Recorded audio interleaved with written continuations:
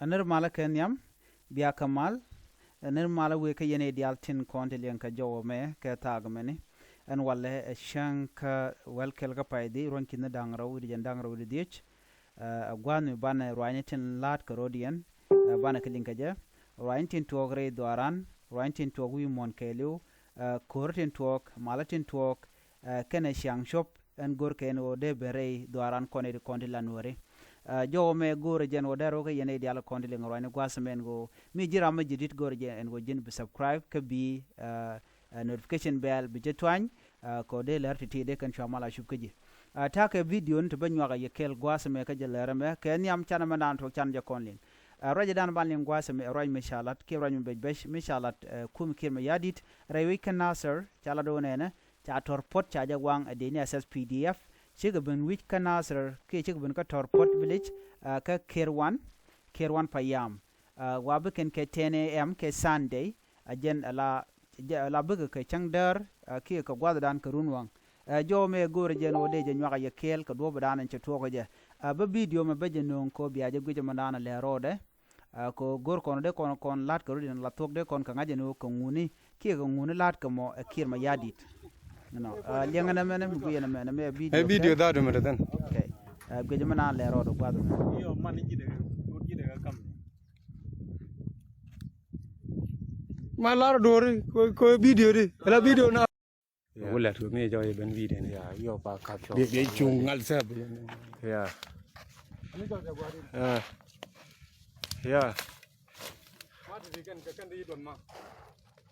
kan de do garu ga wujanga ga rol daga ma jan to ko de yana ling chai chwa ya wo dong ba le lim ni win mi dong mi te wo to ko ngo de kan pana nyang jaga loy dai che je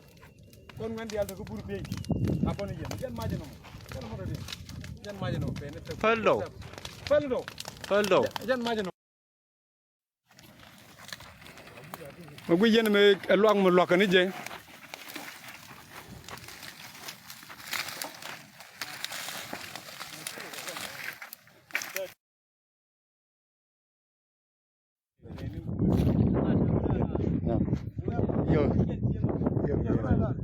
yo be sab ko la de